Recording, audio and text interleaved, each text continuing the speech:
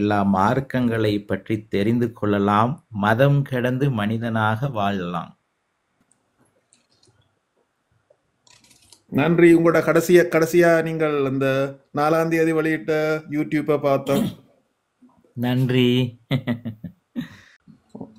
உங்கள் படிப்புகள், நீங்கள் இந்த ஊர் உங்கள் கல்வி தகவல்கள் எப்படி போனது? நான் தமிழ் படித்தேன், சிங்களம் படித்தேன், ஆங்கிலம் படித்தேன், சமஸ்கிருதம் படிச்சிருக்கிறேன், பாலி படிச்சிருக்கிறேன். இந்தியாவில் தான் நீங்க இந்தியாவிலும் இருந்தீங்களா? இருந்தேன். நான் இந்தியா போயிருக்கிறேன், சுவிஸ் போயிருக்கிறேன், ஜெர்மன் போயிருக்கிறேன், கொரியா போயிருக்கிறேன், சிங்கப்பூர் போயிருக்கிறேன், துபாய் போயிருக்கிறேன். நீங்கள் அந்த பிக்குமாருக்குள்ள என்ன விதமான குரூப்புகளா இருக்கா, எப்படி இருக்கு, அது எப்படி அங்க உங்களோட சங்கம், மகா சங்கங்கள் எப்படி இருக்கிறது?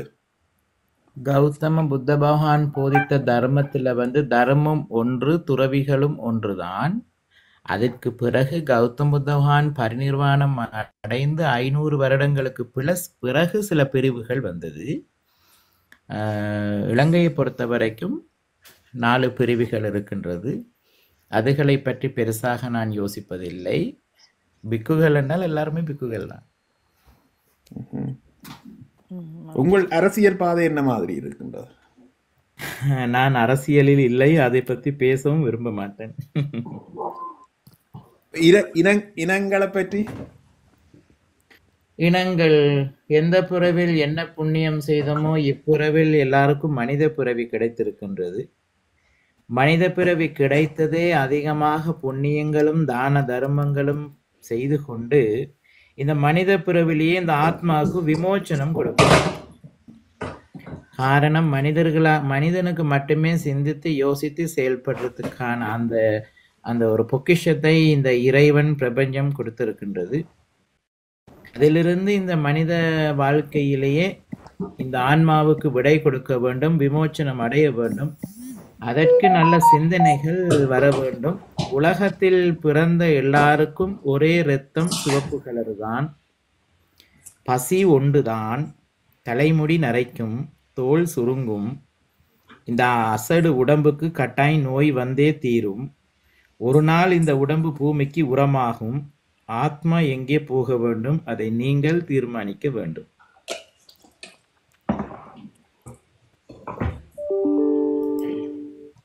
ஓகே, நீங்கள் கதைங்க மற்றவே.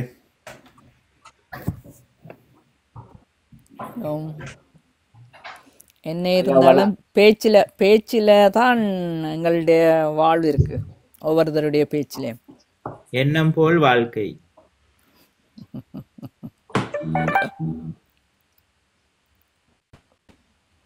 ஆமாம், சின்ன வயசுல இருந்தே தமிழ், சிங்களம், முஸ்லிம்கள் எல்லாரும் வாழக்கூடிய பிரதேசங்களில் இருந்தோம். ஸ்ரீலங்காவில் இருக்கிற சபரகமு மாகாணம்.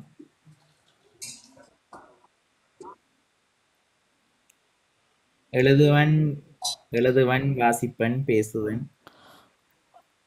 நீங்கள் முதல்ல இந்து ஆலயத்துல பூஜை செய்ததாக இருக்கா? நான் பார்த்திருக்கிறேன். உண்மையாது? இருக்கலாம். அதான் அவர் அப்ப சமஸ்கிருதம் தெரியும்னு சொல்லி இருக்கிறாரு. ஒவ்வொரு பௌத்த துறவிகளும் சமஸ்கிருதம் படிக்கணும். பாலியும் சமஸ்கிருதம் கட்டாயம் படிக்கணும். வணக்கம், நான் ஒரு கேள்வி கேட்கலாமா? கேளுங்க. இந்த மனிதர்களுடைய மரணம் இருக்குதானே, மரணத்துக்கு பின்பு அது இந்த நிலப்பாடு எப்படி இருக்கும்? உங்களோட இறையியலின்படி உங்களோட கருத்து என்ன? மரணத்துக்கு பௌத்த தர்மத்தின்படி முழுமையாக போதிக்கப்பட்டது மறுமை இருக்கின்றது. கிடைத்த மனித வாழ்க்கையில் நான் முதல் சொல்லியது போல் ஆன்மாவுக்கு விடை கொடுக்க வேண்டுமாக இருந்தால் அது மனித வாழ்க்கையில் மட்டுமே முடியும். இல்லை என்றால் எல்லா மார்க்கமும் சொல்லியிருக்கின்றது மறுமை. அது உலகத்திலே முதலாவதாக தோன்றிய பாரத தேசத்திலிருந்து வெளியாகிய சைவ சமயமாக இருக்கலாம், புத்த பகவானுடைய தர்மமாக இருக்கலாம், இயேசுநாதரை போதிச்ச தர்மமாக இருக்கலாம், அண்ணல் முகமது நபி அவர்கள் போதிச்ச தர்மமாக இருக்கலாம். இது எல்லாத்திலுமே மறுமை ஒன்று இருக்கின்றது. அப்படி இல்லை என்றால் அப்படி ஒன்று இல்லை அப்படி என்றால் மனிதர்கள் இந்த உலகத்திலே மனிதர்களாக வாழ மாட்டார்கள். தனக்கு இஷ்டம் போல் வாழ்ந்து விடுவார்கள். ஆனால் அதான் இந்த இதுல சைவர்களும் இருக்கிறபடியா நான் அதையும் சொல்றேன். சிவபுராணம் அழகாக சொல்லுகின்றது. புல்லாய் பூண்டாய் கல்லாய் மரமாய் கனியாய் பல்மிருகமாகி பறவையாய் பாம்பாய் என்று சொல்லி. இது காரணம், மீண்டும் ஆன்மா உயிர் எடுக்கப் போகின்றது. அது எதுவாக இருக்க வேண்டும் என்று தீர்மானிக்க வேண்டியது ஒவ்வொரு மனிதனுடைய பொறுப்பு. இல்லை, இதில் எனக்கு இன்னொரு விஷயத்த கிளியர் பண்ணுங்க. இப்போ இது நிறைய பேர் சொல்கிறாங்க, இப்போ நீங்களும் சொல்கிறீங்க, ஒரு மனுஷனுடைய மறுபிறப்பு என்றது வந்து இப்போ ஒரு ஆள் வந்து இறக்குறார், அவருக்கு இன்னொரு பிறப்பு இருக்குன்னு நீங்கள் சொல்கிறீங்களா? மீண்டும் மீண்டும் இந்த பூமியில் அவர் பிறப்பார், அப்படியா? பிறப்பார். அந்த பிறக்கிற விஷயம் வந்து திரும்பவே அறிஞ்சு கொள்ளுவேன். நான் முதல் மனிதனா இருந்தேன், நான் இப்ப இப்படி பிறந்திருக்கிறேன் அறிவு இருக்குமா? அவைக்கு முடியாது, அறிய முடியாது. அப்படி இருந்தால் எப்படி சொல்ல முடியும்? அது அறிய முடியாதுன்னு சொன்னா எப்படி சொல்ல முடியும்? அது நாங்கள் அது அப்படி திரும்ப பிறந்ததாக சொல்ல முடியாது. ஒவ்வொருவர்களும் இந்த ஒரு நிமிஷத்துல இந்த காணொளிகளில அதுகளை நாங்க வந்து கிளியர் பண்ண முடியாது. அது உண்மை, முடியாது. அதனால முடிந்த வரைக்கும் வாழ்க்கையிலே வந்து வாழ்க்கை வரலாறுகளை படிக்கலாம், நிறைய தர்ம விஷயங்களை படிக்கலாம். அதிகமாக சைவ மக்கள் பகவத்கீதையை படித்தால் ஓரளவு புரிந்து கொள்ளலாம். வெறுமனைய புத்தகத்தின் அனுபவம் மட்டுமே ஒரு மனிதனுக்கு தன் வாழ்க்கையை அழகுபடுத்தாது. புத்தகத்தின் அனுபவம் தேவை, சமூகத்தின் அனுபவம் தேவை. ஒரு மனிதன் நான் எதற்காக பிறந்தேன் என்றதை யோசிக்க வேண்டும். பிறவியில் நான் எப்படி வாழுகின்றேன், எப்படி வாழ வேண்டும் என்பதை யோசிக்க வேண்டும். தொடர்ந்து வாழ்க்கையில் அதிகமாக தேட வேண்டும், படிக்க வேண்டும், போதனைகள் கேட்க வேண்டும். மனிதனுடைய வாழ்க்கைக்கு முக்கியமான ஒரு அங்கம் தியானம் செய்ய வேண்டும். இதுகளின் ஊடாகவே ஒவ்வொரு மனிதனுக்கும் தன்னை உணர முடியும். ஓகே, இப்போ இன்னொரு கேள்வி ஒன்று இருக்கு. உங்களுக்கு டைம் இருக்கா? நான் கதைக்கலாமா? கேளுங்க. இப்போ ஒவ்வொருத்தருக்கும் ஒவ்வொரு பிறப்பு இருக்குது, மறுபிறப்பு இருக்குதுன்னு நீங்கள் சொல்ற விஷயத்தின்படி நான் கேட்கிறேன். நீங்கள் என்ன சமயத்தை பின்பற்றுறீங்க? நான் வந்து ஹிந்து. ஓகே. எனக்கு கிறிஸ்டியனும் எனக்கு அதை பற்றியும் எனக்கு அறிவு இருக்கு. இந்து சமயத்துல நவராத்திரி நடக்கும் போது எதுக்காக கொலுவு வைக்கிறாங்க? இல்லை, அதான் நான் வந்து என்னது கேட்க வரேன்னு சொன்னா, இப்போ எனக்கு வந்து இப்போ இந்து மதத்தை பற்றின தெளிவு எனக்கு இப்போ நான் இந்து மதத்தில் இருக்கிறதா அதை நான் வேறு யாரிடமாவது கேட்டு பெற்றுக்கொள்ளலாம். ஆனால் நான் உங்கள்கிட்ட கேட்கறதுக்கு காரணம் வந்து நீங்கள் பௌத்த மதத்தில் இது சம்பந்தமாக என்ன கருத்தோட இருக்கிறீங்கள், அது சம்பந்தமான அறிவு எனக்கு பெற்றுக்கொள்ளணும்ன்றதுக்காக நான் கேட்கிறேன். பகவான் போதிக்கப்பட்டது முழுக்க முழுக்க கர்மாவை வைத்து, விதி ஒன்று இருக்கின்றது. விதி என்று இருக்கின்றது வாழ்க்கையில், அது எல்லாம் நடந்து கொண்டே இருக்கும். இப்போ நான் கேட்க வந்த கேள்வி என்னன்னு சொன்னால், இந்த மறுபிறப்புன்றது இப்போ சிலர் வந்து பூனையா பிறக்கினம், புலியா பிறக்கினம், புல்லாயினம். இது வந்து இந்து மதத்தில் சொல்லப்பட்ட மாதிரி புல்லாய் பூடாய் புழுவாய் மரமாகி வல்ல சூரராகி என்று சொல்லி கௌதம் புத்த பகவானும் சொல்லி இருக்கிறார். இந்த விஷயங்கள் வந்து எந்த மனிதருக்கு எந்த அடிப்படையில், இப்போ யார் பூனையா பிறப்பினம், யார் புல்லாகுவினம், யார் எந்த மிருகமாகினும், அதுக்கு ஏதாவது வரையறைகள் இருக்கா? இல்ல நான் பிறந்து மனித உருவம் எடுத்து அவனுடைய குணங்கள் எண்ணங்கள் மிருகத்தன்மையாக இருந்தால், மறுபிறவி ஒன்று இருந்தால் மிருகமாக பிறப்பான். Right, okay. இதுதான் எனக்கு தெரிஞ்சு கொள்ள இருந்தது. நன்றி ஐயா. வணக்கம் ஜேரியல். வணக்கம் எல்லாருக்கும். வணக்கம் தேரர். ஒரு கேள்வி என்னன்னு சொன்னா, புத்தர் வந்து ஒரு மதம் இல்ல, முதல்ல அது வந்து ஒரு அறிவியல் கோட்பாடத்தான் தொடங்கினவர். கௌதம புத்த பகவான் இந்த உலகத்திற்கு தோன்றி, கௌதம் புத்த பகவான் சமய தலைவரும் இல்லை, அவர் ஒரு சமயத்தை உருவாக்கவும் இல்லை, அவர் கடவுளும் இல்லை, அவருக்கு நாங்கள் பூஜைகள் செய்ய வேண்டிய அவசியமும் இல்லை. அவர் இந்த உலகத்திலே பிறந்து அரண்மனையிலே பிறந்து மன்னனுக்கு மகனாக பிறந்து மன்னர் பட்டம் சூடி 16 வயதிலே திருமணம் முடித்து 29 வயதிலே ஒரு குழந்தைக்கு தகப்பனாகி அதன் பிறகு அவருடைய வாழ்க்கையில் நடந்த சில விஷயங்கள் எல்லாம் பார்த்துவிட்டு அதன் பிறகு அவருடைய பிறப்பில் விதி விளையாடியதால் புண்ணியம் அதிகமாக செய்திருப்பதால் அவர் அரண்மனையை விட்டு வெளியேறுகின்றார். துக்கம் என்றால் என்ன, துக்கம் ஏற்படுவதற்கான காரணம் என்ன, ஒரு மனிதன் துக்கத்திலிருந்து விடுபடுவது எப்படி, அந்த ஆன்மா இந்த உலகத்தில் மீண்டும் பிறக்காமல் இருப்பதற்கு என்ன செய்ய வேண்டும், அதற்கு தீர்வு என்ன என்பதை புரிந்து கொண்டு அதன் பிறகு அவர் தியானம் செய்து ஞானம் பெற்று ஒரு மனிதன் எப்படி வாழலாம் வாழக்கூடாது என்பதை போதிக்கிறதுக்காக தோன்றிய ஒரு நல்ல மகான் மட்டுமே. அருமையா சொன்னீங்க. இன்னொரு கேள்வி தேரர் என்னன்னு சொன்னா, இந்த அரசியல்ல இந்த மதங்கள் ஈடுபடுறதை விரும்புறீங்களா? கௌதம் புத்த பகவான் வாழ்ந்த காலத்துல ஒரு 10 வயது துறவி ஒருத்தர் போகிறார் அரண்மனைக்கு, நாட்டை நடத்தக்கூடிய, இப்ப பாராளுமன்றம் என்று வச்சுக்கொள்ளுங்களேன். இந்த அரண்மனைக்கு உள்ளே போன பிறகு சிம்மாசனத்திலிருந்து எழும்பி நின்று, சுவாமி அவர்களே வாருங்கள், இந்த அவையிலே உங்களுக்கு பிடித்த ஆசனத்தில் நீங்கள் அமரலாம் என்று சொல்லுகிறார். இந்த 10 வயது தேரர் அவர்கள் மேடைக்கு ஏறி போய், மன்னரே கொஞ்சம் விலகுங்கள் என்று சொல்லி மன்னருடைய ஆசனத்திலே இவர் அமர்ந்து விடுகிறார். மன்னர் கேட்கிறார், சுவாமி அவர்களே, அவையிலே இவ்வளவு ஆசனங்கள் இருக்கின்றது, எதற்காக நீங்கள் என் சிம்மாசனத்தை தேர்ந்தெடுத்தீர்கள் என்று.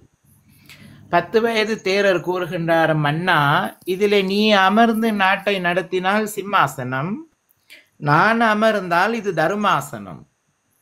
உலகத்தில் முதல் தர்மாசனம், இரண்டாவது சிம்மாசனம்.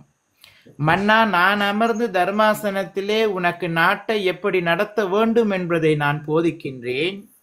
அதன் பிறகு நீ உட்கார்ந்து சிம்மாசனத்திலே நாட்டையும் நாட்டு மக்களையும் மிக அழகாக நடத்தி செல்வாய் அப்படின்னு அரண்மனைக்கு அந்த அவைக்குள்ள இந்த சின்ன தேரர் சொல்லுகின்றார். இதிலிருந்து நான் என்ன சொல்ல வந்தேனானால், நாட்டு மன்னனுக்கு நாட்டு தலைவருக்கு தர்மத்தை போதிக்கிறதுக்கு மட்டுமே எமக்கு அனுமதி உண்டு. அதற்கு உள்ளே புகுந்து அரசியல் செய்வதற்கு அனுமதி கிடையாது. தர்மத்திலும் சரி, கௌதம் புத்த பகவானும் அனுமதி கொடுக்கவில்லை. நன்றி. சொன்னதை செய்கிறார்களா எங்கட நாட்டிலே? உங்களுக்கு தெரியும் தானே, அதை நான் மீண்டும் சொல்ல வேண்டுமா? தேரர் இன்னொன்று, புத்த பிறக்கும் போது தாய் தகப்பன் சைவ சமயத்தை தானே இருந்தது. நிச்சயமாக கௌதம் புத்தபானுடைய தகப்பன் சுத்தோத்த மாமன்னன் மாமாயா தேவி தாயார் அவர்கள் அந்த காலத்திலே சைவ வழிபாடுகளிலே இருந்தவர்கள். இந்து சமயம் என்று சொல்லுகின்றார்கள், சைவ வழிபாடு. சித்துவாத் குமார் அவர்கள் கௌதம் புத்த பகவான் திருமணம் முடித்ததும் சைவ கலாச்சாரத்திலே வேதங்கள் சொல்லப்பட்டு பிராமணர்கள் செய்து வைத்தது. அவங்களுடைய பிறப்பு சமயம் சைவம். நன்றி. மெட்டாக்களும் கதைங்க. இரண்டாவது, வாழ்க்கையில நாங்கள் தேர்ந்தெடுக்க வேண்டும் யாரிடம் எந்த கேள்வியை கேட்க வேண்டும் என்று. சில லைவுகளுக்கு நாங்கள் நான் சில லைவுகளுக்கு போகவே மாட்டேன். காரணம், அங்கே சமூகத்திற்கோ தனக்கோ தேவையான வார்த்தைகளை விட நேரத்தை செலவழிப்பதற்காக சில விஷயங்களை பேசுவார்கள். ஜனாதிபதியிடம் கேட்க வேண்டிய கேள்வியை ஜனாதிபதியிடம் கேட்க வேண்டும், மருத்துவரிடம் கேட்க வேண்டிய கேள்வியை மருத்துவரிடம் கேட்க வேண்டும், வியாபாரியிடம் கேட்க வேண்டிய கேள்வியை வியாபாரியிடம் கேட்க வேண்டும், ஆசிரியரிடம் கேட்க வேண்டிய கேள்வியை ஆசிரியரிடம் கேட்க வேண்டும், ஒரு துறவியிடம் கேட்க வேண்டிய கேள்வி ஒரு துறவியிடம் தான் கேட்க வேண்டும், ஒரு பூஜகர்கிட்ட கேட்க வேண்டிய கேள்வி அவர்கிட்ட தான் கேட்க வேண்டும். சரி, ஓகே ஐயா, இன்னொரு கேள்வி. நாங்கள் அப்படி அந்த அண்ணா சொன்ன மாதிரி தான் எதுவும் தவறான கேள்விகள் இருந்தா மன்னிச்சு கொள்ளுங்க. ஆனா இப்ப என்னுடைய கேள்வி என்னன்னு சொன்னா, இந்த பூமியில நாங்க வாழ்ற காலங்கள்ல அநியாயங்கள் அட்டுழியங்கள் செய்கிறவர்களுக்கு உங்களுடைய புத்த சமயத்தின்படி அவைக்கு கிடைக்கிற தண்டனைகள் எப்படி இருக்கும்? அது பலமாக இருக்கின்றது.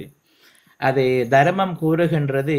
இந்த சில பேர் குட்டையாக இருப்பார்கள் அல்லவா, கட்டாயம் போன பிறவியில் இந்த தர்ம மண்டபங்களிலே மக்கள் அமர்ந்திருக்கும் போது தேரர்கள் துறவிகள் ரிஷிகள் முனிவர்கள் தர்மத்தை போதிக்கும் போது பக்கத்திலே உள்ளவரை அந்த தர்மத்தை கேட்க விடாமல் தடை செய்தவர்கள் தான் அந்த குட்டையாக பிறந்திருப்பார்கள் என்று தர்மம் சொல்லுகின்றது. இந்த வாய் நாத்தம் அடிக்கும், ஒரு சில பேருடைய வாய் நாத்தம் அடிக்கும். இந்த தர்ம போதனைகள் நடக்கும் போது அதை அமைதியாக கேட்காமல் அவர்கள் வாயிலே சில விஷயங்களை பேசிக்கொண்டே இருப்பார்கள், மற்றவர்களுக்கு இந்த தர்ம போதனைக்கு கேட்க விடாமல். இப்பிறவில் மனிதனாக பிறந்திருந்தாலும் அந்த வாய் மணக்கும் அவர்களுக்கு. கௌதம் புத்த பகவான் சொல்லியிருக்கின்றார், இறைவனுடைய படைப்பாக இருந்தாலும் ஏன் இறைவன் வஞ்சகம் செய்தார்? அப்படி என்றால் என்ன?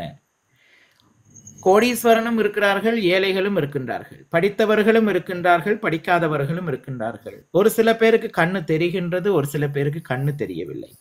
ஒரு சில பேருக்கு கை கால் இருக்கின்றது, ஒரு சில பேருக்கு கை கால் இல்லை. ஒரு சில பேர் வெள்ளையாக இருக்கின்றார்கள், ஒரு சில பேர் கருப்பாக இருக்கின்றார்கள்.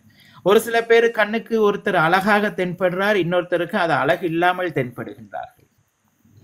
அப்பொழுது எல்லாமே இறைவனுடைய படைப்பாக இருந்திருந்தால் இறைவன் ஏன் எல்லாருக்கும் வஞ்சகம் செய்ய வேண்டும் என்ற ஒரு கேள்வி வருகின்றது. சில பேர் கேட்கின்றார்கள்.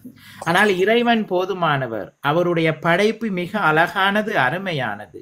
இந்த பிரபஞ்சம் அழகானது, பஞ்சபூதங்கள் உலகத்திலே எல்லாருக்கும் பொதுவானது.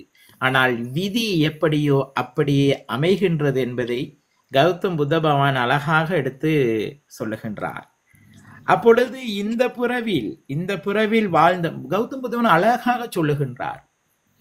புத்தன்ட்ட போய் ஒருவர் கேட்கின்றார், சுவாமி அவர்களே, மனிதனுடைய ஆயுள் காலம் எவ்வளவு அப்படின்னு கேட்கிறார். கௌதம் புத்த பகவான் சில தேரர்மார், சில துறவிகளை அழைத்து, நீங்கள் கூறுங்கள், ஒரு மனிதனுடைய ஆயுள் காலம் எவ்வளவாக இருக்கும் என்று சொல்லி. அப்பொழுது ஒரு 3 துறவிகள் சொல்லுகின்றார்கள், 100 வருடம், 200 வருடம், 300 வருடம் என்று. ஆனால் கௌதம் புத்த பகவான் சொல்லுகின்றார், இல்லை, ஒரு மனிதனுடைய ஆயுள் காலம் 1 நிமிடம் மட்டுமே. எத்தனையோ பிறவிகள் பிறந்து வந்துதான் பாவங்கள் புண்ணியங்களை பார்த்து மனித பிறவி கிடைத்தது. இந்த மனிதன் எத்தனையோ பிறவிகள் செய்த பாவங்களும் புண்ணியங்களும் மாட்டு வண்டியின் சக்கரம் எப்படி சுத்தி கொண்டே இருக்கின்றதோ அதன்படி இவர்கள் செய்த பாவங்கள் புண்ணியங்கள் கர்மா இவர்களை தொடர்ந்து கொண்டே வரும். அந்த நேரத்தில் மேலே எடுத்த மூச்சை கீழே விட முடியாமல் போய்விட்டால் அந்த கணமே இந்த மனிதனுடைய வாழ்க்கை முடிகின்றது. ஆகையால் அன்பு புண்ணியவான்களே, மானிடர்களே, அந்த ஒரு நிமிடம் தான் முயற்சி செய்ய வேண்டும். கண்களில் பார்க்கும் போது நல்லதை பாருங்கள், காதிலே கேட்கும் போது நல்ல வார்த்தைகள் கேளுங்கள். நீங்கள் பிறந்தவுடன் முதலாவது பசியை போக்கியது தாயின் மார்பிலே இருந்து வெளியாகிய பால். தாயின் மார்பிலே வாய் வைத்து பால் குடித்து முதல் பசியை போக்கி வளர்ந்த நீ பிறர் மனம் நோகும்படி ஒருபோதும் ஒரு வார்த்தையும் பேசிவிடாதே. அந்த ஒரு நொடி நல்லதை பாருங்கள், நல்லதை கேளுங்கள், நல்ல வார்த்தைகள் பேசுங்கள். வரக்கூடிய சிந்தனைகள் சரியான சிந்தனைகளாக இருக்கும். அதுவே உங்களுக்கு ஒரு புண்ணியத்தை கொடுக்கும். மனம் அந்த நேரம் ஒரு கணம் அமைதியாக இருக்கும் என்று கௌதம் புத்த பகவான் அழகாக இதை பாலி மொழியிலையும் சொல்லியிருக்கின்றார். அதற்காக புத்தன் போதித்த தர்மம் வெளியிலே உள்ள எதற்காகவும் போதிக்கவில்லை. மனதுக்காக, சிந்தனைகளுக்காக போதித்த தர்மம் தான் கௌதம புத்த பகவானுடைய தர்மம்.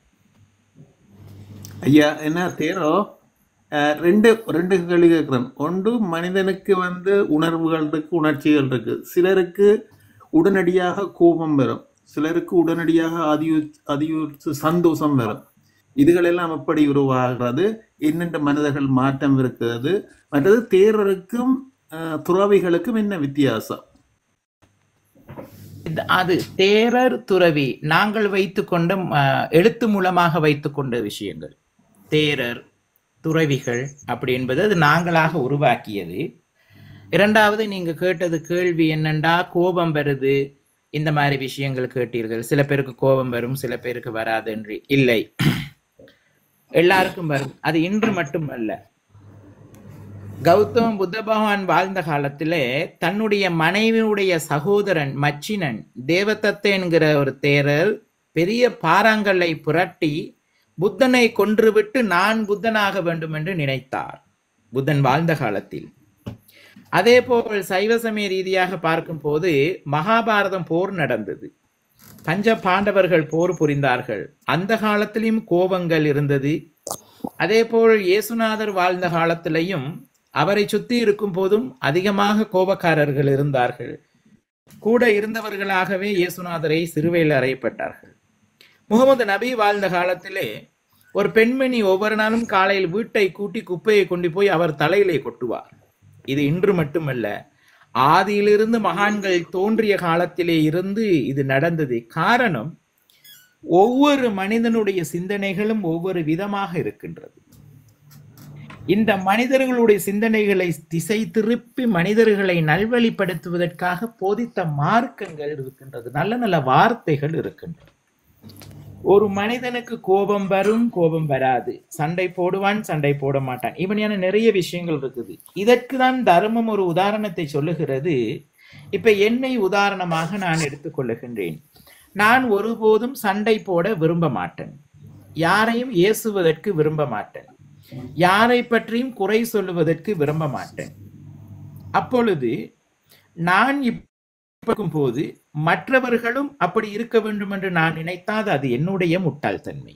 ஆனால் தர்மம் சொல்லுகின்றது, இப்பொழுது நான் ஒருவரை ஏசுகின்றேன், நான் ஒருவரோடு இப்ப என்னை யாரும் ஏசக்கூடாது என்று நினைக்கின்றேன், ஆனால் நான் யாரையும் ஏசலாமா? ஏன் கூட யாரும் சண்டை போடக்கூடாது. அப்ப நான் இன்னொருவருடன் சண்டை போட முடியுமா? என்னை ஒருவர் அடித்தால் எனக்கு பிடிக்காது, அப்ப நான் இன்னொருவரை அடிக்க முடியுமா? புத்தன் சொல்லுகின்றார், ஒவ்வொரு இடத்திலும் உன்னை உதாரணப்படுத்தி நீ வாழ முயற்சி செய். உன்னை போல்தான் மற்ற மனிதர்களும். உனக்கு எதெல்லாம் பிடிக்காதோ அது அவர்களுக்கும் பிடிக்காது. ஒவ்வொரு மனிதனையும் தன்னை உதாரணம் படுத்தி நீ வாழ முயற்சி செய் என்றுதான் தர்மம் சொல்லுகின்றது. ஆகையால் உங்களை யாராவது அவமரியாதை செய்தால் உங்களுக்கு பிடிக்காது, நீங்களும் யாரையும் அவமரியாதை செய்யக்கூடாது. மற்றவர்களை குறை சொல்லும் அளவுக்கு நாங்கள் யாரும் நல்லவர்கள் அல்ல, இதை தர்மம் சொல்லுகின்றது. ஆகையால் நாம் என்னெல்லாம் விரும்புகின்றோமோ மற்றவர்களும் விரும்புகின்றார்கள். இது எல்லாத்தையும் மனிதனை மாற்றிக்கொள்வதற்கு தான் போதனைகள். எல்லாருக்கும் வரும் கோபம், பொறாமை, இதுகள் எல்லாத்துக்கும் இந்த உலகத்தில் எல்லாருக்கும் இருக்குது. ஏன் மிருகங்களுக்கும் இருக்கின்றது. ஒரு வீட்டிலே 2 நாயை வளர்த்தால் ஒரு நாய்க்கு சாப்பாடு கொடுத்தால் ஒரு நாய் பார்த்து கொண்டுதான் இருக்கும், அது பொறாமைப்படும் எனக்கு கொடுக்கவில்லை என்று. பூனை குட்டிகளும் அப்படித்தான், மிருகங்களும் அப்படித்தான், மனிதர்களும் அப்படித்தான். கேள்வி கேட்க முடியுமா? கேள்வி கேட்க முடியுமா? முதல்ல ஐயா ஒருத்தர் கேட்டாரு, அவருக்கு கிளியர் ஆயிருச்சான்னு தெரியல. எப்படி என்று சொன்னால் இன்னும் ஒரு கேள்வி, பிழை செய்தால் நாங்கள் பிழையை சுட்டி காட்ட வேண்டும் தானே? பிள்ளையை சுட்டி காட்டாமலே இருந்து கொண்டிருக்கும் போது அதை பிள்ளை என்று அவர்களுக்கும் தெரியாது, அவர்கள் மூடி மறைக்கிறார்களான்னு தெரியாது. சில வேளைகளில் நாங்கள் திடகாத்திரமாக அதை பிள்ளை என்று சொல்லித்தான் ஆக வேண்டும். அந்த பிள்ளையை நாம் செய்யாமல் இருந்தால் இன்னொருவருக்கு சுட்டி காட்டலாம், அதுதான் உண்மை. நாம் செய்யாமல் இருந்தால் சுட்டி காட்டலாம். நான் செய்யாமல் இருக்கும்போது தான் நான் கேட்கிறேன், நீங்கள் 15 வருஷமா இல்லை 50 வருஷமா பிள்ளை செய்கிறீங்கள், இது பிள்ளைதான் என்று சொல்லுகிறேன். பிள்ளை என்று நாங்கள் ஒரு தடவை சொல்லலாம், 2 தடவை சொல்லலாம், 3வது தடவை சொல்லக்கூடாது. அப்ப என்ன செய்யலாம்? விட்டுடுங்கள். விட்டால் அதால் எனக்கு எங்கள் பக்கம் ஆபத்து வருகிறே. ஆபத்திலிருந்து விலகி நில்லுங்கள். எப்படி நிற்க முடியும்? தூங்குறவர்களை எழுப்பலாம், தூங்குற மாதிரி உள்ளவர்களை எழுப்ப முடியாது. தேங்க்யூ, அதான் சரி, நன்றி. இன்னொரு கேள்வி தேரா. நன்றி. புத்த பகவான் இலங்கைக்கு மன்னித்துக் கொள்ளுங்கள், ஏதாவது தடையாக உங்களுக்கு விரோதமாக கேட்டிருந்தால். நன்றி தேரர். புத்த பகவான் இலங்கைக்கு விஜயம் செய்தவரா? விஜயம் செய்தார்கள் என்று வரலாறுகள் சொல்லுகின்றது. ஓகே, மகாவம்சம் அதுல இருக்கு, அதான் கேட்டேன் நான். ஓம், புத்த பகவான் 3 தடவை இலங்கைக்கு வருகை தந்தார் என்று வரலாறுகள் சொல்லுகின்றது. அதுகளையும் நாங்கள் படித்து அடுத்த தலைமுறைக்கும் அந்த வரலாறுகளை கொண்டு போகிறோம். மகாவம்சம் முதல்ல பாலி மொழியிலே அழியினது 600 வருஷத்துல. பாலி. காரணம் கௌதம புத்த பகவானுடைய எல்லா தர்மங்களும் முதலாவது பாலியிலே எழுதப்பட்டது, பாலி மொழியில் போதிக்கப்பட்டது. மகாவம்சத்தை எழுதியவர் வந்து அவர் அவர் இலங்கை நாட்டில் பிறந்தவரா? ஓமோம். அவர் வந்து இலங்கை நாட்டில் பிறந்து எந்த காலகட்டத்தில் பிறந்திருக்கின்றார் அவர்? இப்படி இதன் ஊடாக நாங்கள் குறிப்பிட்ட நேரங்களில் கூற கஷ்டம் இல்ல. என்ன சொல்லுங்க ஜாஸ்மினா, இப்ப அவர் வந்து இதெல்லாம் படிச்சுதான் இந்த நிலைக்கு வந்திருக்கார். நாங்க அதை எங்களுக்கு தெரிஞ்ச விஷயங்களை கேட்கற விட்டுட்டு அதை விட தன் வாழ்க்கைக்கு எவ்வளவோ கேள்விகள் இருக்கும் தானே.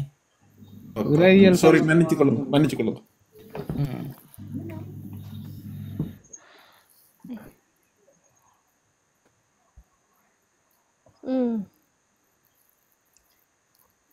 இல்ல அரசியலே வேண்டாம். ஐயா வணக்கம். எனக்கு ஒரு கேள்வி. ஐயா வணக்கம். என்னண்டா இப்ப எங்களுக்கு ஏன் அதிகமா மனிதரா பிறக்க எங்களுக்கு மிருகங்களோட மனிதர்களுக்கு தான் அதிகமா கோபம். இப்ப நான் இப்ப கதைக்கு நேரம் டப்பண்ட கோபம் வருது. அது என்ன காரணம் ஐயா? ஆறு அறிவு இருக்குதானேம்மா? ஆறு அறிவு இருக்குன்னா மிருகங்களுக்கு 5 அறிவு, மனிதனுக்கு 6வது அறிவு ஒன்று இருக்குதானே, சிந்தித்து செயல்படக்கூடிய தன்மை இருக்குதானே. கோபம் வரும்போது யோசிக்க வேண்டும், நான் எதற்கு கோபப்பட்டேன், எதற்கு நான் கோபப்பட்டேன் என்று நாங்க யோசிக்கணுமா? காரணம், ஒரு மனிதன் கோபப்பட வேண்டும், அதை எதற்கு என்று மனிதன் புரிந்து கொள்ள வேண்டுமே. ஒரு மனிதனுக்கு கோபம் வர வேண்டும், ஆனால் தர்மம் சொல்லுகின்றது வாழ்க்கையில் பொறுமையை வாழ்க்கையில் ஒரு பிரதான அம்சமாக கடைபிடித்தால் அந்த வாழ்க்கை சிறப்பாக இருக்கும். பொறுமைக்கு நாம் இந்த பொறுமையை கடைபிடிக்க வேண்டுமாக இருந்தால் ஒரு நாளைக்கு நீங்கள் எத்தனையோ விடயங்களுக்கு நேரங்களை செலவழிக்கிறீர்கள். ஆனால் ஒரு நாளைக்கு ஒரு அரை மணி நேரம் அமர்ந்து ஒரு மனிதன் தியானம் செய்ய வேண்டும். தியானம் என்பது என்ன? கண்களை மூடி ஒரு இடத்தில் அமர்வது அல்ல. நாங்கள் ஒரு அரை மணி நேரம் உட்கார்ந்து மூச்சை எடுத்து விட வேண்டும். நன்றாக ஒரு 10 தடவை மூச்சை எடுத்து விட வேண்டும். கண்களை இறுக்கி மூடி மெதுவாக மெதுவாக மெதுவாக திறக்க வேண்டும். கைகள் இரண்டையும் இறுக்கி மூடி மெதுவாக மெதுவாக திறக்க வேண்டும். நாம் சிந்திக்க வேண்டும், மனிதனாக நான் எதற்கு பிறந்தேன், என் மனித வாழ்க்கையில் நான் எப்படி வாழுகின்றேன், நான் எந்த மார்க்கத்தை பின்பற்றுகின்றேன், அதில் நான் எப்படி வாழ வேண்டும் என்று எப்படி சொல்லிக் கொடுத்திருக்கின்றது, அதில் சரி எது பிழை எது, என் வாழ்க்கை இப்பொழுது எப்படி இருக்கின்றது, இன்றைய நாளில் நான் எதற்கு கோபப்பட்டேன், என்னால் நடந்த தவறு என்ன, பிழைகள் என்ன, அப்பொழுது யோசிச்சு கொண்டு இருக்கும் போது ஒரு அரை மணி நேரம் அன்றைய நாள் எதற்காக உங்களுக்கு கோபம் வந்தது, யாரால் கோபம் வந்தது, உங்களால் நடந்த பிழை என்ன என்பது ஒரு பிழையாவது உங்களுக்கு ஞாபகத்திற்கு வருமா வராதா? நிச்சயமாக வரும் வரும் வரும். அந்த அரை மணி நேரத்தில் ஒரு பிழை ஞாபகத்திற்கு வந்தால் மனிதநேயத்தோடு முயற்சி செய்ய வேண்டும்.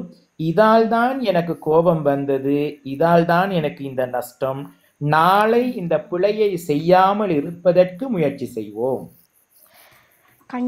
ஒரு நாளைக்கு அரை மணி நேரம் அமர்ந்து தியானம் செய்து தன் மனதை அமைதிப்படுத்திக் கொண்டு தன் பிழையை தானே உணர்ந்து கொண்டால் 365 நாட்கள் நாங்கள் அமர்ந்து யோசிச்சால் எம் பிழை 365 பிழைகள் நாமளாவே திருத்திக் கொள்ளலாம். அதற்கு தான் தர்மம் சொல்லுகின்றது, அன்பு புண்ணியவான்களே, உங்களுக்கே நீங்கள் குருவாக இருங்கள். முதல் வாழ்க்கையில் மற்றவர்களை நம்புவதை விட முழுமையாக உங்களை நீங்கள் நம்புங்கள். இந்த பிரபஞ்சத்தை நம்புங்கள், உங்கள் வாழ்க்கை சிறப்பாக இருக்கும். ரொம்ப நன்றி ஐயா, ரொம்ப தெளிவா இருக்கு. இன்னும் ஒரு கேள்வி ஐயா, உங்களுக்கு நேரம் இருக்கா? கேளுங்க. இந்த கிறிஸ்தவ சமய கோட்பாடுகளுக்கும் பௌத்த கோட்பாடுகளுக்கும் ஏதாவது முரண்பாடுகள் இருக்கா?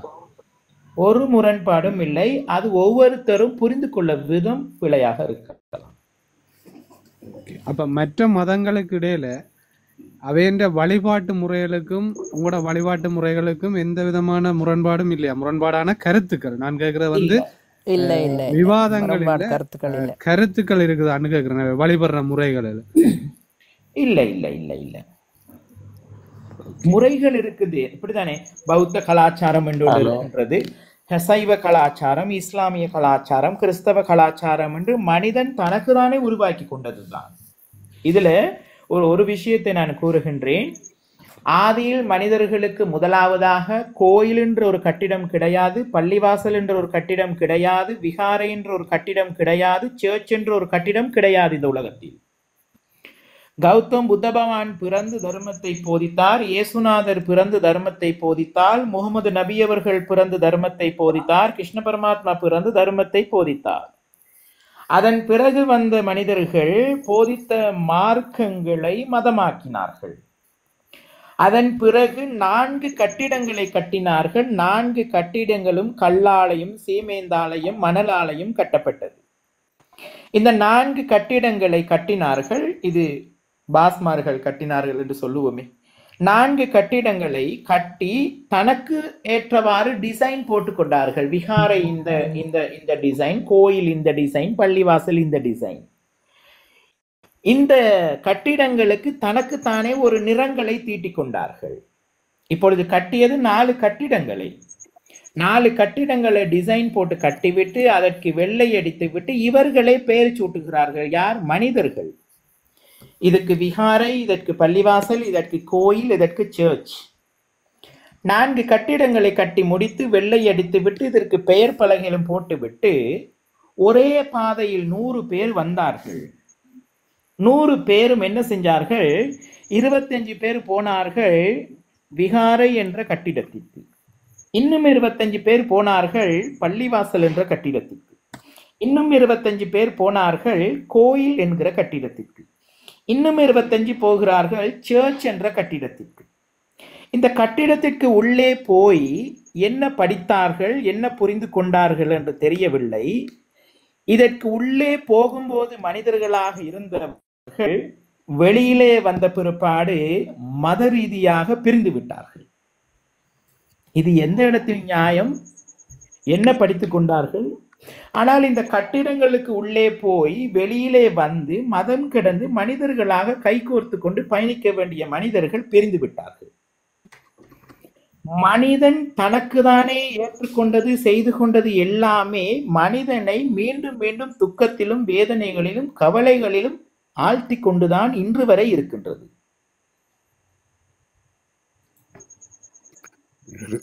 இன்னொரு கேள்வி ஐயா, இதுக்காக கோவப்படுத்துவதற்காக இல்ல, ஒரு நிமிஷம் கோபம் வராது இல்ல, ஒரு நிமிஷம் பாஸ். என்னன்னு சொன்னா அவருக்கு கேட்டவர் கதைக்க போறாங்க. கதைங்க பாஸ். ஹலோ, அஸ்ஸலாமு அலைக்கும். வலைக்கும் சலாம். ஹலோ, உங்கள்கிட்ட ஒரு கேள்வி வேண்டிய, எனக்கு 2 கேள்வி இருக்கு. அதுல ஒரு கேள்வியை கேட்கிறேன். எல்லா மதகுருமாரும் திருமணம் செய்கிறார்கள், அது நீங்கள் ஏன் திருமணம் செய்யவில்லை? அதுல விளக்கம் கொஞ்சம். கௌதம புத்த பகவான் சொல்லுகின்றார், நானும் திருமணம் முடித்து குழந்தைக்கு தகப்பன் ஆகினேன். ஒரு குடும்ப வாழ்க்கையில் துக்கங்கள், வேதனைகள், கஷ்டங்கள், பிரச்சனைகள், பாவங்கள் எல்லாம் வந்து சேருகின்றது. இல்லற வாழ்க்கை என்பது மிகவும் கஷ்டமான, வேதனையான, துன்பமான ஒரு வாழ்க்கை. இல்லற வாழ்க்கை என்பது ஒருபோதும் மனம் நிறைவான வாழ்க்கை கிடையாது. சொல்லுவார்கள், நிறை குடம் தளம்பாது, பாதி குடத்தில் தண்ணீர் இருந்தால் அது தளம்பும். ஆகையால் கௌதம் புத்த பகவான் எல்லாரும் துறவி ஆகுங்க என்று சொல்லவில்லை, எல்லாரும் பிரம்மச்சாரி ஆகுங்க என்று சொல்லவில்லை. கௌதம் புத்த பகவான் சரியது பிழையது என்பதை மட்டுமே போதித்தவர். அந்த தர்மத்தின் ஊடாக கௌதம் புத்த பகவான் போதித்ததுதான், இந்த உலகத்தில் எதுவும் நிரந்தரம் கிடையாது, எல்லாம் ஒரு நாள் இந்த உலகத்தை விட்டு அழிந்துவிடும். ஆகையால் நீங்கள் துக்கத்திலிருந்து விடுபட வேண்டுமா, கவலையிலிருந்து விடுபட வேண்டுமா, வேதனையிலிருந்து விடுபட வேண்டுமா, புண்ணியங்கள் அதிகமாக செய்ய வேண்டுமா, தான தர்மங்கள் அதிகமாக செய்ய வேண்டுமா, தர்மத்தை ஏற்றுக்கொண்டு தனிமையாக வாழ்வதற்கு முயற்சி செய்யுங்கள் அப்படின்று அவர் அழகாக சொன்னார். முழுமையாக சொன்னது இல்லற வாழ்க்கையில் உள்ள அவ்வளவு பிரச்சனைகளையும் போதித்தார். அதை கேட்டு அதன் பிறகுதான் ரைட், இல்லற வாழ்க்கையிலிருந்து விடுபட்டு நான் துறவரம் வாழ்க்கையில் நான் அதனூடாக என் வாழ்க்கையில் உள்ள பிரச்சனைகளை குறைத்து, ஆசைகளை குறைத்து கொண்டு, வேதனைகளை குறைத்து கொண்டு, இந்த மனதை அமைதிப்படுத்தி கொண்டு என் வாழ்க்கையில் என்னுடைய ஆன்மாவுக்கு விமோச்சனம் கொடுக்க வேண்டிய பாதையில் நான் போக வேண்டும் என்று நினைத்து துறவியாகிறார்கள்.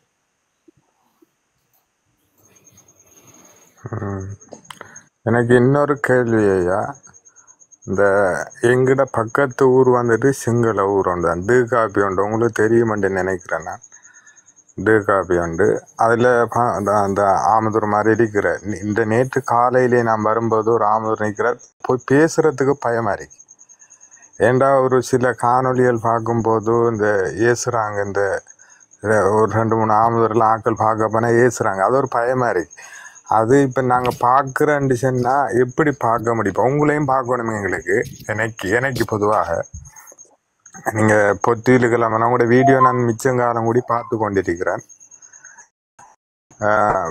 பார்க்க வேண்டிய ஒரு சந்தர்ப்பம் கிடைச்சா பார்க்கலாமா? நிச்சயமாக. எங்களுடைய விகாரைக்கு வரும்போது நாங்கள் போட்டிருக்கிற ஒரு போர்டு உண்டு, மனதிலே உள்ள உங்களுடைய ஜாதி, மதம், மொழி, இனம் இவைகள் அனைத்தையும் கலட்டி வைத்துவிட்டு மனிதர்களாக வாருங்கள். இலங்கை திருநாட்டிலே 75,000 துறவிகள் இருக்கின்றார்கள். ஆனால் நீங்கள் மீடியாவிலே பார்க்கக்கூடியவர்கள் குறைந்தது ஒரு 1000 துறவிகள் இருக்கலாம் என்று சொல்லுவோமே. அதிலே 500 பேர் தவறாக பேசுபவர்கள் இருப்பார்கள், 250 பேர் தவறாக நடந்து கொள்ளுபவர்கள் இருப்பார்கள், 50 பேர் ஆக கேவலமாக இருப்பார்கள்.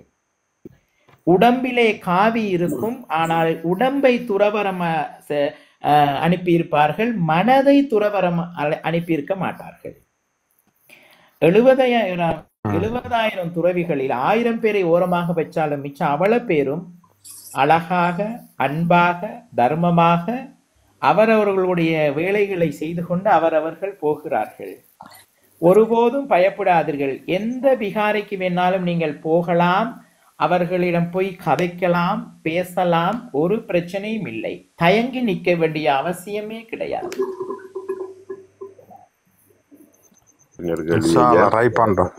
இதோட முடிக்கிறேன். நான் வீர கதைக்கிறேன். என்னன்னு சொன்னா, உலகத்தை படைச்சது கடவுள், ஆனா அந்த மெட்ட கடவுளை படைச்சது யாரு? எந்த கடவுள்? உலகத்தை படைச்சது ஒரு கடவுள் படைச்சிருப்பார், ஒரு கடவுள் தான் படைச்சிருக்கலாம். அப்ப மற்ற கடவுளை யாரு படைச்சது? மற்ற கடவுள் என்று யாரும் இல்லையே. 4 மதங்கள் இருக்குல்ல, 4 இல்ல கூட இருக்கு மதங்கள், யூதர் அது இதெல்லாம். இப்ப அதான் சொல்றேனே, கிறிஸ்தவ சமயம் மதம் அல்ல, அது தெரியும், மார்க்கம். அது ஒரு அறிவியல் கோட்பாடு. அது முகமது நபி அவர்கள் போதித்ததும் மதம் அல்ல. இல்ல, இப்ப மதம் மட்டும் தான் புத்த பகவான் போதித்ததும் மதம் அல்ல. மதம் என்று உலகத்தில் இல்லை என்று தானே நான் இவ்வளவு நேரம் சொல்லிக் கொண்டிருக்கேன். இல்ல சொன்னீங்க, ஆனா இருக்குத்தானே. இப்ப மார்க்கம் இல்ல, மார்க்கம் கடவுள் ஒவ்வொரு தான். இந்த மதம் இருக்கு என்று நினைத்தால் அது உங்களுடைய நம்பிக்கை. நான் நினைப்பது உலகத்தில் மதம் இல்லை, கடவுள் இல்லையா? மதம் என்றால் என்ன? கடவுள் இல்லையோ?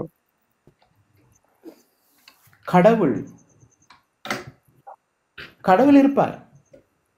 அதுதான் இவியல் இப்ப சண்டை பிடிச்சி இந்த பிரச்சனைக்கு எல்லாம் காரணம். அதைத்தான் கேட்கிறேன் நான். இப்போ ஒரு கடவுள்னு சொன்னா உலகத்தை படிச்சா ஒரு கடவுள், அப்ப அந்த ஒரு கடவுள் தான் பொழுது மற்ற கடவுள்கள் ஏன் எப்படி வந்தது என்று கேட்கிறேன். மற்ற கடவுள்கள் இல்லை, மனிதன் தனக்கு தானே உருவாக்கி கொண்டதுதானே.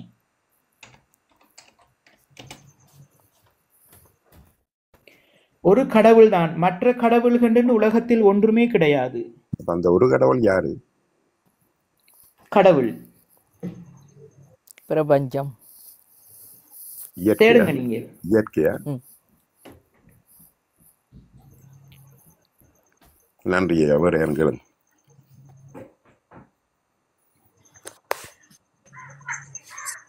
வணக்கம் தேரர். வணக்கம். நான் உங்களை நன்கு அறிவேன். நீங்கள் எங்களோட சேரிட்டியோட நீங்கள் சேர்ந்து பணியாற்றி இருக்கிறீர்கள். மிக்க சந்தோஷம். Vision of love. Om Om vision of love தான் எங்களுக்கு பெரிய உதவி செய்தது. மிக்க நன்றி ஐயா. பின்தங்கிய ஒரு கிராமத்திலே நான் தமிழ் சிறு பிள்ளைகளுக்காக ஆரம்பித்த ஒரு பாலர் பாடசாலை, நாங்கள் வெறும் கூடாரத்திலே சாணம் போட்டு மொழிகி நாங்கள் அதை நடாத்தி கொண்டு போகும்போது விஷன் ஆஃப் லவ்ன்ற ஒரு அமைப்பு எங்களுக்கு கிடைத்து என்னிடம் கேட்டார்கள், தேரர் அவர்களே, நல்ல சமூக சேவை செய்கிறீர்கள், நாங்கள் உங்களுக்கு என்ன செய்ய வேண்டும் என்று. உடனடியாக நான் கூறினேன், எங்களுடைய லவன்ஸ் தான் என்னை தொடர்பு கொண்டார். அவரிடம் கூறிய பிறகு நான் நினைக்கின்றேன், எங்களுக்கு உடனடியாக அவங்க எல்லாரும் சேர்ந்து அவங்களோட சேரிட்டியினூடாக எங்களுக்கு 10 லட்சத்திற்கும் மேலான பண உதவி செய்து அந்த பின்தங்கிய கிராமத்திற்கு பாடசாலையின் வளாகத்திற்குள்ளே ஒரு கட்டிடத்தை கட்டி கொடுத்து இன்று 40 பாலர் பாடசாலை பிள்ளைகள் ஒவ்வொரு வருஷமும் அதில் படித்து பாடசாலைக்கு செல்லுகிறார்கள். அந்த சக்தி பாலர் பாடசாலையில் படித்து வெளியேறிய மாணவர்கள் இந்த வருடமும் 5 பேர் புலமை பரிசையில் சித்தி அடைந்திருக்கின்றார்கள். அது அனைத்து புண்ணியமும் விஷன் ஆஃப் லவ் அமைப்புக்கும் அந்த உறவுகளுக்கும் போய் சேரும். மிக்க நன்றி நீங்கள் என்னோடு தொடர்பு கொண்டது.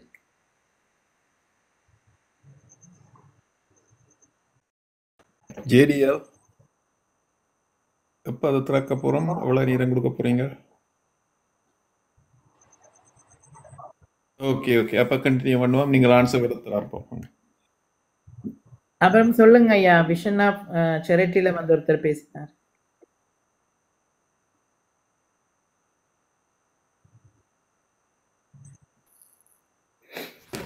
காந்தன் மியூட்ல போயிருக்கிறார். தர்மம் சொல்லுகின்றது, ஒவ்வொரு மனிதனும் முதலாவதாக தன்னை பற்றி யோசியுங்கள் என்று. அதான் நான் முதல் கூறினேன், தினமும் அணிவதற்கு சிந்தனைகளை உருவாக்கி கொள்ள வேண்டும். தினமும் மனிதன் மனதிற்கு எடுத்துக்கொள்ளுவதற்கு. பொறுமையை வாழ்க்கையில் ஒரு பிரதான அம்சமாக கடைபிடித்தால் அந்த வாழ்க்கை சிறப்பு. பொறுமையால் அமைதியும் வெற்றியும் கிட்டும் என்பதை மறந்து விடாதீர்கள் ஒருபோதும். அநேகமாக வாழ்க்கையிலே பிரச்சனைகளுக்கான காரணம் பொறுமை இல்லாமை இருப்பது. பொறுமை இல்லாவிட்டால் அழிவு இருக்கும் என்பதை மறந்துவிடக்கூடாது. பொறுமை இல்லை என்றால் அந்த வாழ்க்கையில் மாபெரும் அழிவு நிச்சயமாக ஏற்படும். இது தர்மம் சொல்லுகின்றது. அவசரப்பட்டோ அல்லது ஆத்திரப்பட்டோ சிறு தீர்மானங்கள் கூட எடுத்து விடக்கூடாது வாழ்க்கையில். ஒரு நொடி போதும் என் வாழ்க்கை திசை திரும்புவதற்கு. இப்போ நாங்கள் ரயில்வே பாதை எடுத்துக்கொண்டால், ரயில்வே போகும்போது ஒரு நொடி தடம் புரண்டாலும் போய் முடிஞ்சது. அவசரத்தால் அனைத்து வேலைகளையும் பிழைத்து விடும் என்பதை மறந்து விடாதீர்கள். அவசரப்பட்டு எடுக்கும் வேலைகள், அவசரப்பட்டு எடுக்கும் தீர்மானங்கள் அது பிழையில் போய் முடிந்துவிடும்.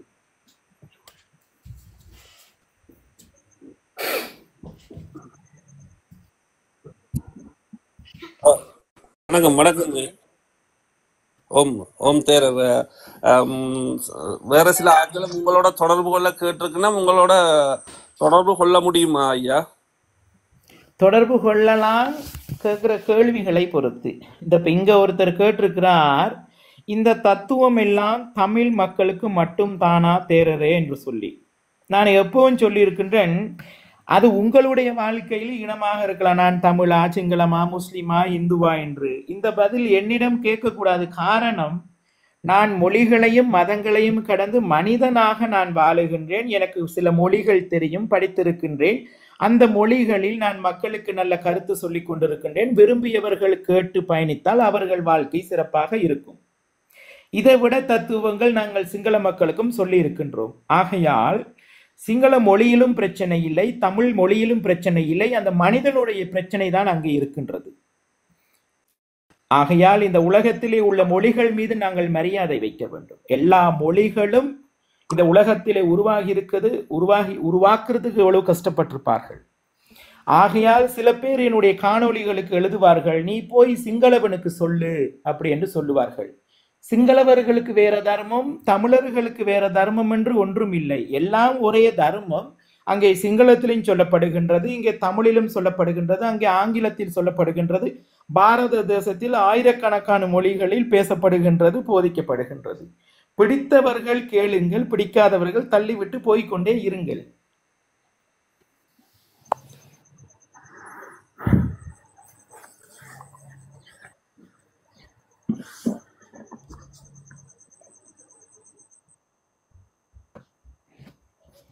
இல்ல கேளுங்க யோசிக்க. நானும் பெஸ்டா பேசுறதான கொஞ்சம் கூச்ச சாக மாதிரி.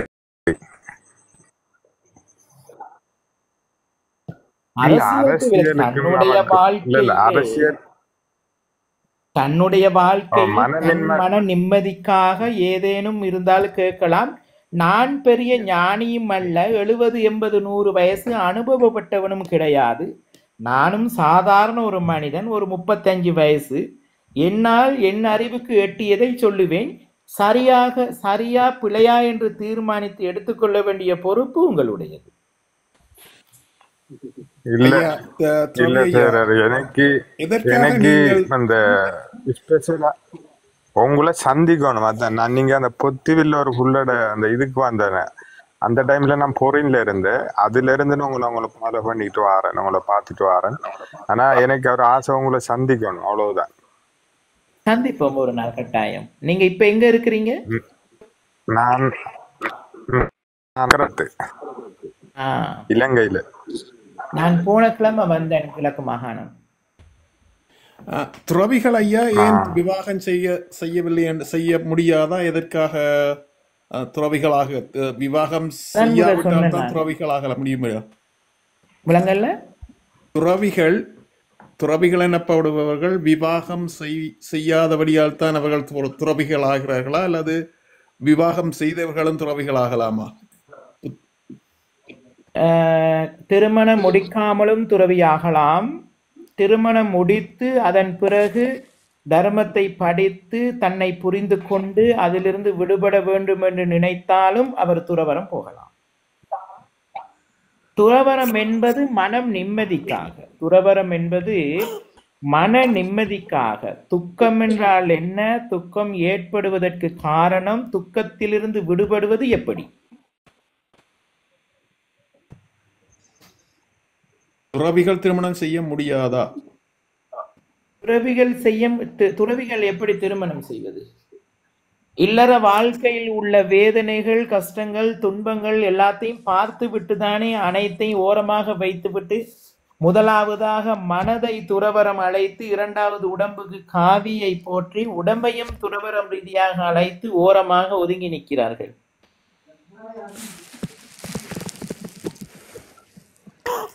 ஐயா, என்னட்ட ஒரு கேள்வி, உங்கள்கிட்ட ஒரு கேள்வி. நாங்கள் எங்கட ஐயாக்கள், எங்கட குருக்களை ஐயா குருக்கள்ன்னு சொல்றோம். உங்களை எப்படி கூப்பிடுறது? இப்ப எங்கள் தரவழியான ஆக்கள் எப்படி உங்களை கூப்பிடுறது, நம்மளை அழைக்கிறது? சாது. சில பேர் சொல்லுவாங்க தானையா, ஒருத்தர் அமைதியா ஓரமா இருந்தா யாராவது கேட்கும் போது ஐயோ அவர் பாவம் சாதுவான ஆள் அப்படின்னு சொல்லுவாங்களா இல்லையா? ஏன் அவரை நாங்க சாது என்று சொல்றோம்? அவர் சாந்தம். அந்த ரைட்.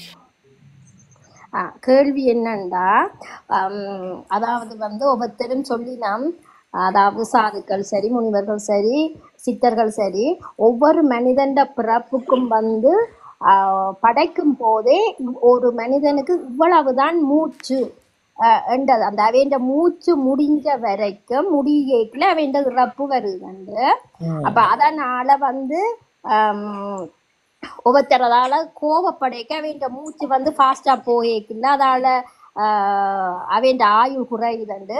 எவ்வளவுத்துக்கு எங்களுடைய மூச்சு குறைவாக விடுகிறோமோ அவைண்ட ஆயுள் நீடிக்கும்ன்றது அதுக்கு ஒரு சின்ன விளக்கம் தருவீங்களா?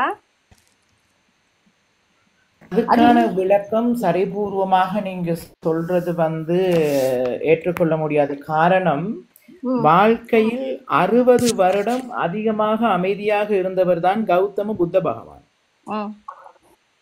அப்ப அவருக்கு 80 வயதிலே பரிநிர்வாணம் அடைய வேண்டியதாகி போயிடுச்சு. இந்த உலகத்தில் வந்தவர்கள் எல்லாம் அது எந்த நொடி என்பதை தீர்மானிக்க முடியாது. யாராலையும் தீர்மானிக்க முடியாது. எந்த நேரம் யாருக்கு என்ன நடக்கும் என்றதை தீர்மானிக்க முடியாது. அதிகமாக மௌனத்தில் இருந்த சில துறவிகள், சில சாதுமார்கள் 20 வயதிலே இறந்திருக்கின்றார்கள், 30 வயதிலே இறந்திருக்கின்றார்கள். சில குழந்தைகள் பிறந்த உடனே இறந்து போகின்றது. அப்ப இதுகளுக்கெல்லாம் காரணம் கர்மா, விதி. கடவுளை விட பெரிது விதி என்று ஒன்று இருக்கின்றது. அதற்கு உருவம் இல்லை. கடவுளை விட பலம் அதிகமாக உள்ளது விதிக்கு.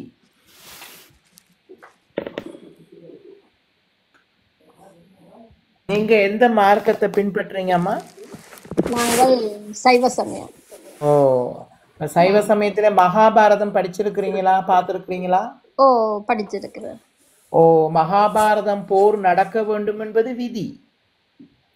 பஞ்ச பாண்டவர்களுக்கு தேரோட்டியாக சாரதியாக இருக்க வேண்டும் என்பது மகாவிஷ்ணுடைய விதி. வாழ்க்கையில அதிகமாக தானங்களை கொடுத்து கொடுத்து கொடுத்து கடைசியாக தன்னுடைய உடம்பின் கவசத்தையும் தானமாக கொடுத்து அதன் பிறகு போய் இறைவனே கேட்கின்றால் தானம் கொடு என்று. கர்ணனை சொல்லுகின்றால் என்னிடம் கொடுப்பதற்கு ஒன்றும் இல்லை என்று. உன் உயிரை கொடுக்கலாமே என்று கேட்கிறார். இதுகளை நிறைய நீங்கள் படியுங்கள், ஆராய்ந்து பாருங்கள், படியுங்கள், தேடுங்கள். காரணம் இந்த லைவின் ஊடாக இந்த 10 நிமிடத்திலே நாங்கள் வாழ்க்கையிலே தர்மங்களை அவ்வளவு சுலபமாக ஒருத்தருக்கு புரிய வைக்க முடியாது. ஆனால் விதி இருக்கின்றது. விதிப்படி எல்லாம் நடக்கும். மகாபாரதம் போர் நடக்க வேண்டும் என்பது விதி. பஞ்ச பாண்டவர்களுக்கு தேரோட்டியாக சாரதியாக இருக்க வேண்டும். உலகையே காக்கக்கூடிய விஷ்ணு என்று சொல்லுகின்றோம்.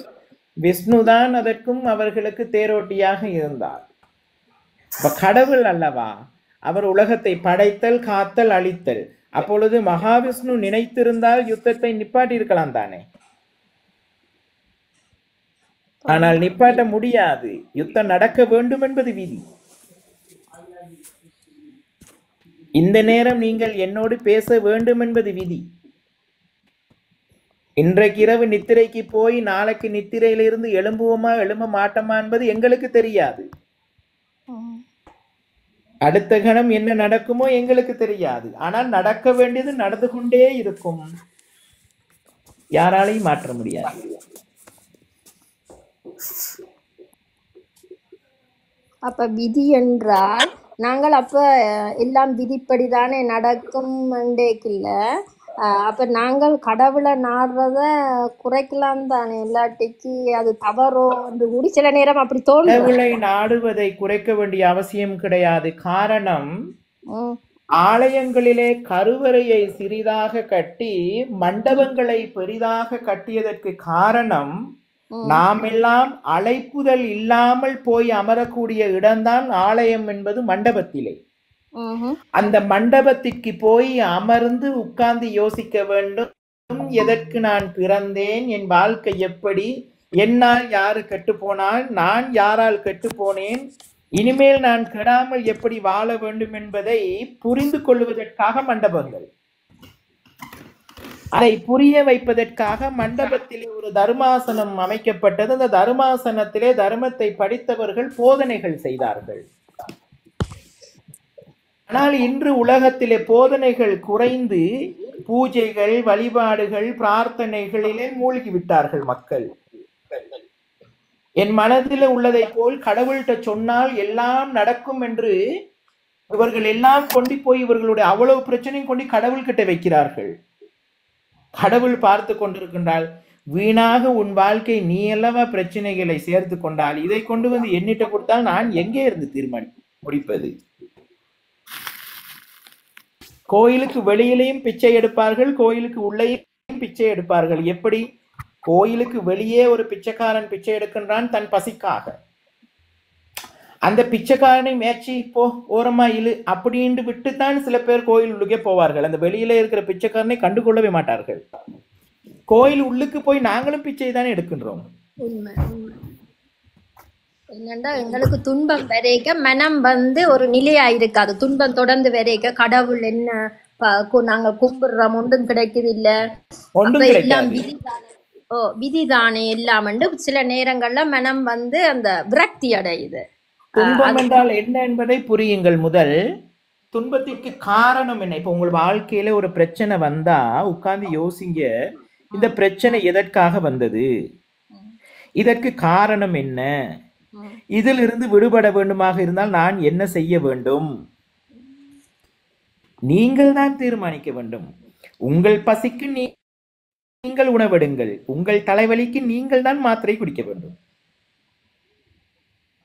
உடம்பு ரீதியாக பார்க்கும்போது அம்மா, இந்த உடம்பு சொல்லுவதை தான் நீங்கள் கேட்க வேண்டும், நீங்கள் சொல்லுவதை உடம்பு கேட்காது. இந்த உடம்புக்கு தேவையானது பசிக்கும் போது உணவு கொடுக்க மாட்டேன் என்று நாங்க சொல்ல முடியாது. தூக்கம் வரும்போது தூங்க வேண்டும், நான் தூங்க மாட்டேன் என்று சொல்ல முடியாது. நோய் வரும்போது மருந்து கொடுக்க வேண்டும், நான் மருந்து குடிக்க மாட்டேன் என்று சொல்ல முடியாது. இதை தாண்டி அனைத்தும் உங்களுக்காகவே நீங்கள் பெற்றுக்கொண்டது. நீங்கள் ஒரு உடையை அணிந்திருப்பதாக இருந்தால் அந்த உடையை கூட உங்களுக்கு தேவைக்காக தான் நீங்கள் அணிந்திருக்கிறீர்களே ஒழிய உடம்புக்கு தேவையாக இல்லை. அப்பொழுது உங்கள் வாழ்க்கை உங்கள் கையில் தான் இருக்குது, உங்கள் வாழ்க்கை கடவுள் கையில் இல்லை. நீங்கள் வேலைக்கு போனால்தான் மாசம் சம்பளம் கிடைக்கும், நீங்கள் சாப்பிடுவது இல்லை. எனக்கு சாப்பாடு கடவுள் கொடுப்பார் என்று நாங்கள் ஒரு இடத்தில் இருக்க முடியாது. ஆகையால் எல்லாத்தையும் கடவுள் மீது நாங்கள் சுமத்தக்கூடாது, அவர் பாவம். நன்றி நன்றி. உண்மைதான், கடவுள் பாவம் உண்மையா. நாங்கள் ஒரு சின்ன எத்தனை பேருடைய பிரச்சனையை தீர்ப்பார்? ஆமா, கடவுளுக்கே பிரச்சனை வந்ததுதானேம்மா. ராமர் காட்டுக்கு வனவாசம் போனாரா இல்லையா? சீதையின் மேல் சந்தேகப்பட்டாரா இல்லையா?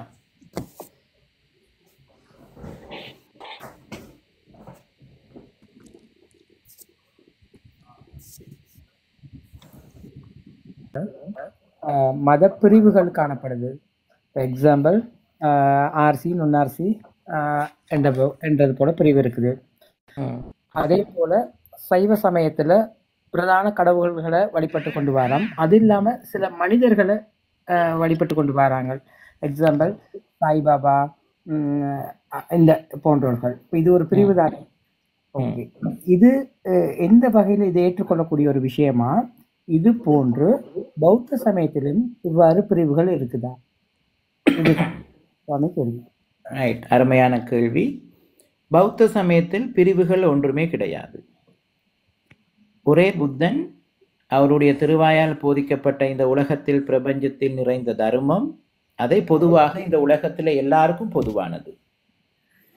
புத்தனே சொல்லுகின்றால், என்னை வணங்காதீர்கள், என்னிடம் கேட்காதீர்கள், என்னிடம் பிரார்த்தனை செய்யாதீர்கள், என்னிடம் கொடுப்பதற்கு ஒன்றுமில்லை, நான் அனைத்தையும் வாரி வழங்கிவிட்டேன் தர்மத்தின் ஊடாக என்று. கௌதம் புத்த பகவானுடைய தர்மத்தில் எந்த பிரிவுகளும் கிடையாது.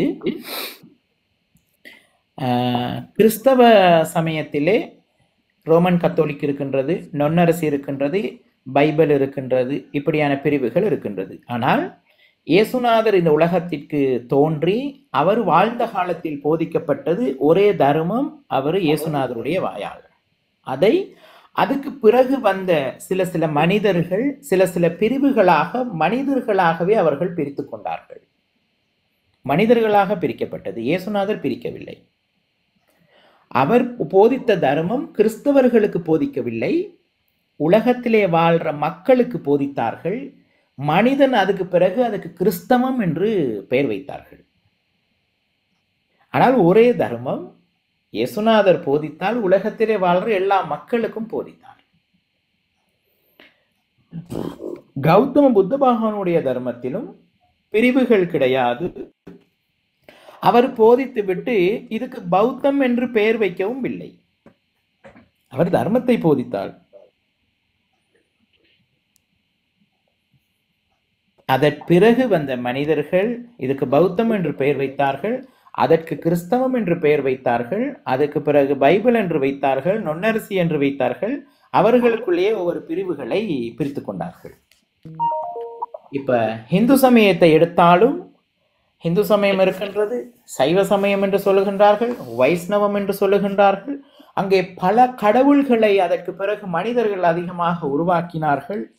அதன் பிறகு ஒவ்வொரு ஆலயங்கள் கட்டினார்கள். அந்த ஆலயத்திலே ஒவ்வொரு வழிபாடுகளை கொண்டு வந்தார்கள், ஒவ்வொரு பூஜைகளை கொண்டு வந்தார்கள். இது எல்லாம் கொண்டு வந்ததற்கான காரணம்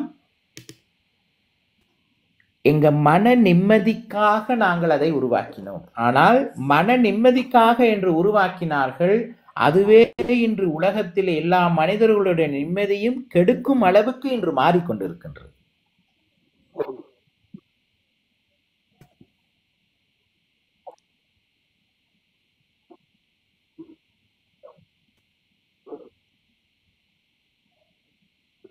ஓகே,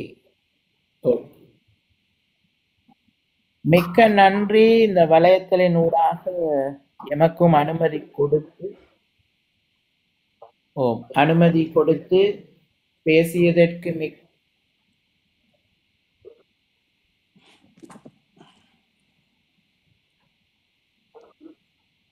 நாளைக்கு வரத்துக்கு நேரம் இருக்காது. நாங்க நாளைக்கு கொழும்பு போயிடுவோம்.